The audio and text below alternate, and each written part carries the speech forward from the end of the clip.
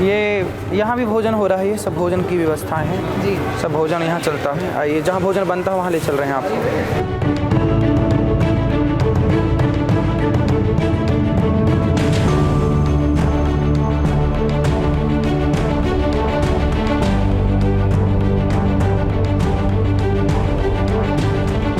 ये मशीन है, अभी चालू होगी। ये मशीन से रोटी बनती है।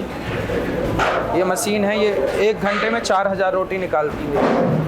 ये मशीन से रोटी बनती है जो नीचे बट रही है। रोटी वहाँ पे जो बटी है, ये चावल का स्टॉक, वहाँ चावल रख गए, यहाँ पे चावल बनना स्टार्ट, ये रख गया अभी और बन रही है।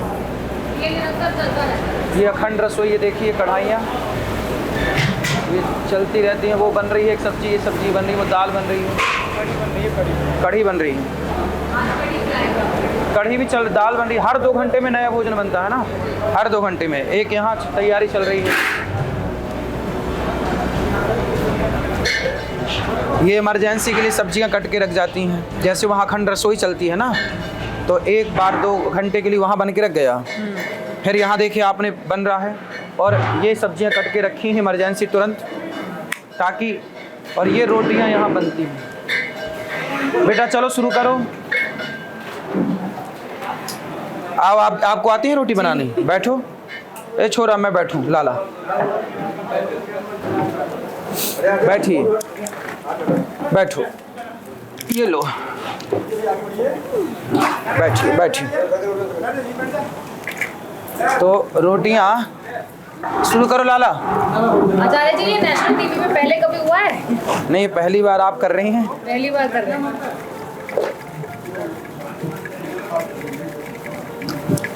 हम भी भाग्यशाली हैं कि हमें सेवा का मौका मिल रहा है।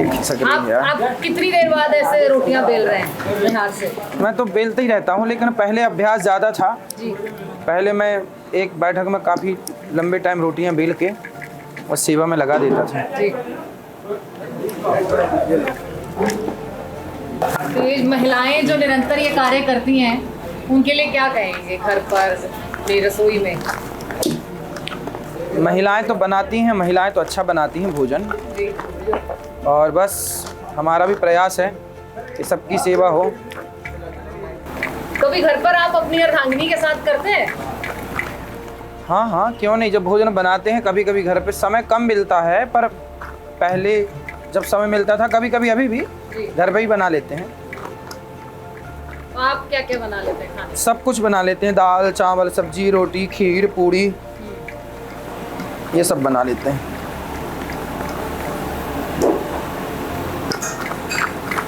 अपने परिवार के बारे में बताइए। वो बहुत कम लाइमलाइट में रहते हैं, बहुत कम कैमरा पे आई हैं आपकी अर्धांगिनी जो है। हाँ, तो कैमरे पे आने की ज़रूरत ही नहीं पड़ी। घर के सारे काम और यहाँ की जिम्मेदारियाँ उनके पास भी हैं, तो वो अपना करते रहते हैं। कोई कैमरे के आगे है, कोई कैमरे के पीछे है। आप अपनी कामयाबी का कितना श्रेय उन्हें देते हैं?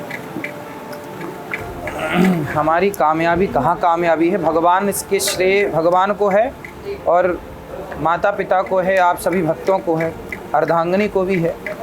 सब मिलजुल के, सब व्यक्ति यदि कुछ करता है तो एक के सहयोग से नहीं, सबके सहयोग से होता है। जनता जनार्दन का भी आशीर्वाद है, भगवान की कृपा है, आप सबका प्यार है और पत्नी का साथ तो है ही। आचार्य जी, परिवार की बात करें तो कौन कौन है परिवार? माता हैं, पिता हैं, भाई हैं, भाभी जी हैं, बहन है। नहीं, सब गांव में रहते, सब अपने अपने काम में रहते हैं। और बच्चे? बच्चे यहीं पढ़ते हैं। कितने कितने साल के? एक 5 साल के हैं, एक 10 साल के, एक 6 साल के, एक 10 साल के। तो वो क्या सोचते हैं आगे, क्या पढ़ाई करेंगे, क्या बनेंगे? वो भी पढ़ते हैं, स्कूल पढ़ते हैं, स्कूल जाते हैं और संस्कृत पढ़ते हैं। कथा करते हो? अभी पढ़ रहे हैं। पढ़ रहे हैं। घर में तो जब पाठ होता होगा, भगवत गीता पढ़ते होंगे? हाँ, गीता पढ़ रहे हैं, भागवत पढ़ रहे हैं। क्या लगता है कि बचपन से अगर बच्चों को ऐसे संस्कार दिए जाएं, कैसे एक अच्छे राष्ट्र का निर्माण हो पाएगा? अच्छे राष्ट्र के निर्माण के लिए तो अच्छी शिक्षा की आवश्यकता है। अच्छी शिक्षा और अच्छे संस्कार की ज़रूरत है। आज जो बाज़ार में संस्कार और बाज़ार की जो शिक्षाएं हैं वो दूषित हो चुकी हैं। दूषित शिक्षाओं से हम सबको बचना चाहिए। इसलिए स्कूल के साथ साथ हम लोग उनको गीता भी पढ़ाते हैं, भागवती पढ़ाते हैं, रामायण भी पढ़ाते हैं, ताकि इन सब का ज्ञान भी हो। तो आप ये मानते हैं कि जो गुरुकुल की शिक्षा है उसके साथ साथ स्कूल्स की जो आज की मॉडर्न शिक्षा है वो भी ज़रूरी है? ज़रूरी तो है ही है, मॉडर्न शिक्षा ज़रूरी है। सरकार यदि शिक्षा को ठीक कर दे तो बहुत सारी समस्याओं का समाधान हो जाएगा। सरकार खुद नहीं चाह रही है कि शिक्षा प्रणाली अच्छी हो। शिक्षा प्रणाली में बहुत ज़्यादा बदलाव की आवश्यकताएं हैं, बहुत सारी परिवर्तन की आवश्यकताएं हैं।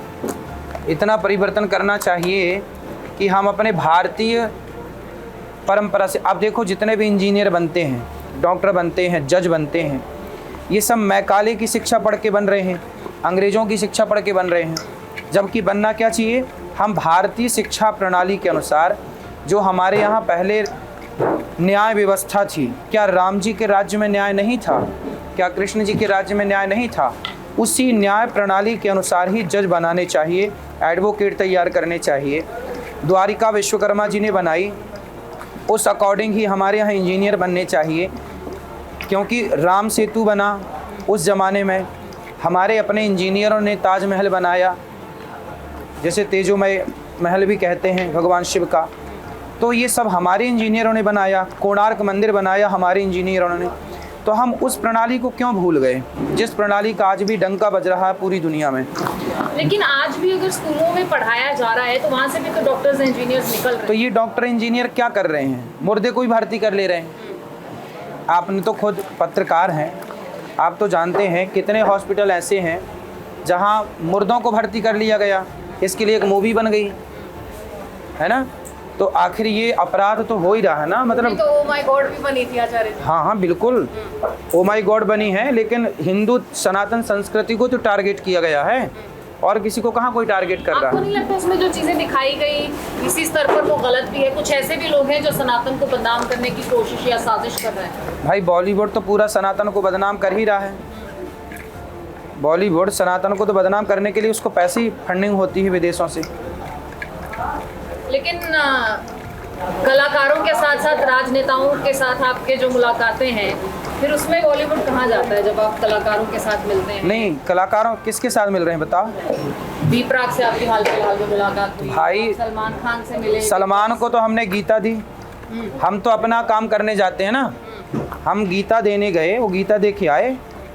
सलमान खान को भी गीता पढ़नी चाहिए। जब गीता का ज्ञान होगा तो बिग बॉस छोड़ देगा वो। आपको लगता है कि बिग बॉस उन्हें छोड़ देना चाहिए? बिल्कुल, बिग बॉस तो हम सबको देखना छोड़ देना चाहिए ना, अपने आप वो छोड़ देगा। लेकिन आप तो उसी बिग बॉस में जाके आए हैं, आपके भक्तों ने आपकी वजह से बिग बॉस देखा होगा। ना ना ना, देखा कोई नहीं है। हमारी हनुमान जी लंका काहे के लिए गए थे? रावण से दोस्ती करने नहीं गए थे, रावण को समझाने गए थे। उसी तरह हम समझाने गए कि भाई ये सब गलत आचरण है। लेकिन आपने तो कहा कि मैं आपके स्नेह की वजह से खिंचाया हूँ। हाँ हाँ, स्नेह की वजह से। भाई कोई प्यार से बुलाएगा तो जाना पड़ेगा और जाके समझाना पड़ेगा। यदि हम नहीं जाएंगे तो समझाएगा कौन? तो प्रेम होता है, वहीं तो आपका प्रेम मिला तो आप यहाँ आए, नहीं तो आप क्यों? जब आपकी उनसे भेंट हुई आपने उन्हें क्या समझाया? यही समझाए कि भाई ये सब गलत चल रहा है, ठीक करो इसको, ऐसी अश्लीलताएं ना परोसो। दोबारा नहीं बुलाया गया आपको बिग बॉस ने?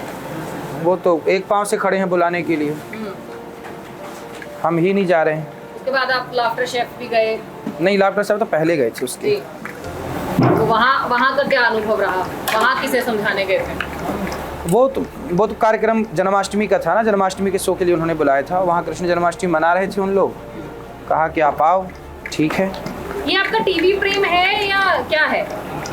अब टीवी प्रेम देखो, आप बैठी हैं हमारे साथ, आप भी टीवी पे हमें दिखा रही हैं जी। अब आप बताइए क्या है ये? ये तो आप बताइए। हम तो हैं टीवी के लोग। फिर भाई जो बुलाता है, जो अब आपने कहा कि आप हमको टाइम दीजिए, हमने आपको टाइम दे दिया। हमारा धर्म है, कोई कहे प्रेम से कि टाइम दीजिए तो हमने दे दिया।